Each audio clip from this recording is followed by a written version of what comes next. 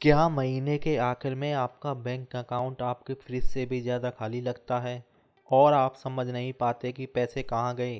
तो चिंता मत कीजिए, आप ऐसे अकेले नहीं हैं। आंकड़े कहते हैं कि 70% से भी अधिक युवाओं को पैसा बचाने में कठिनाई होती है। ऐसा इसलिए होता है क्योंकि हमें कभी सिखाया ही नहीं गया कि पैसे कैसे बचाएं। लेकिन अब ऐसा नहीं होगा, क्योंकि इस वीडियो के अंत तक आप सिर्फ पैसा बचाना ही नहीं बल्कि अपने भविष्य का कंट्रोल लेना भी सीख जाएंगे। लेकिन रुको, शुरू करने से पहले एक सवाल का जवाब दो। इस महीने आपने किस सबसे अजीब चीज़ पर पैसा खर्च किया है? अपने मज़ेदार जवाब कमेंट में ज़रूर दीजिए। अब चलिए समझते हैं कि पैसा बचाना क्यों आपके जीवन का सबसे ताकतवर फैसला हो सकता है, खासकर तब जब आप एक समृद्ध जीवन जीना चाहते हैं।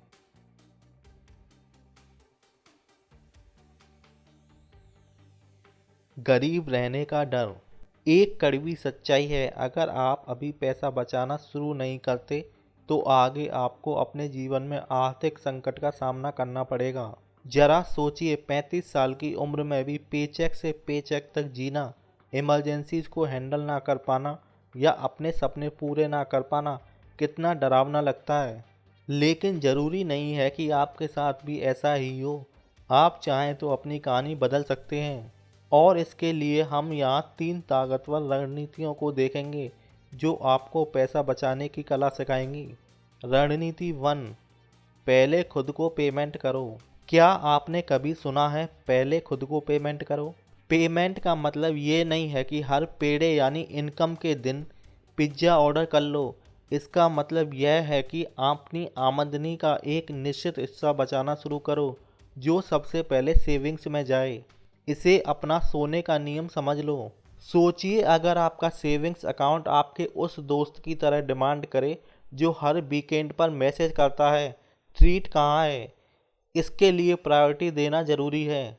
अब आप सोच रहे होंगे, ठीक है, लेकिन कितना पैसा बचाना चाहिए?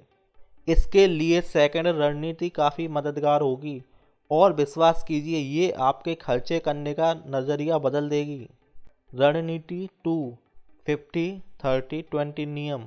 यह सरल फॉर्मूला आपके फाइनेंस को बदल सकता है। इसके अनुसार अपनी इनकम का 50% ज़रूरत पर, 30% चाहत पर और 20% सेविंग्स या इन्वेस्टमेंट पर अलॉट करें। यह एक ऐसा रोड मैप है जो आपकी आज की ज़िंदगी और भविष्य की तैयारी का संतुलन बनाता है। लेकिन सच बताऊं, वो 30% चाहत का बजट हर ऑनलाइन सेल के आइटम खरीदने का बहाना नहीं है। और अगर आप सोच रहे हैं कि मेरी इनकम इस फॉर्मूले के हिसाब से काफ़ी नहीं है, तो मेरे साथ बने रहिए। रणनीति 3 इसी बात को एड्रेस करती है और चाहे आपकी सैलरी कम हो, सेविंग्स बढ़ाने का रास्ता दिखाती है। रणनीति 3, अपनी सेविंग्स ऑटोमेट करो। टेक्नोलॉजी को अपने काम पर लगा दो। सैलरी मिलते ही अपने सेविंग्स अकाउंट में ऑटोमेटिक ट्रांसफ़र सेट करो। इस तरह आपको पैसा गायब होने का एहसास भी नहीं होगा। इस पैसे को अपने भविष्य की सैलरी समझ लो। लेकिन तब क्या होगा जब असामान्य खर्चे सामने आएंगे? यही असली कसौटी है और इसका अभी समाधान करते हैं।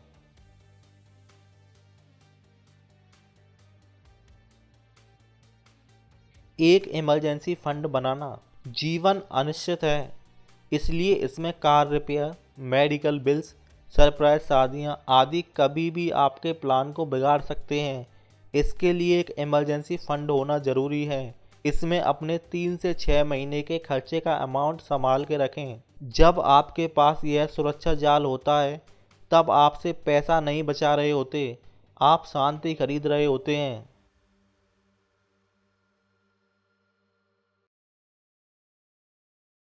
सोचिए, जब आप पैसा सही तरीके से बचाते हैं तो आप सिर्फ इमरजेंसीज के लिए तैयारी नहीं करते बल्कि नए अवसर बनाते हैं।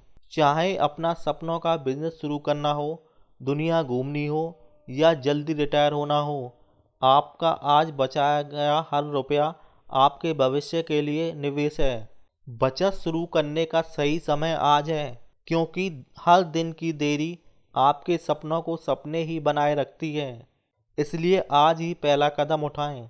अगर आपको यह वीडियो मददगार लगी हो तो इसे अपने दोस्तों के साथ शेयर करें जो अपने फाइनेंस का कंट्रोल लेना चाहते हैं, और सब्सक्राइब का बटन दबाएं क्योंकि हम इस यात्रा में आपके साथ हैं।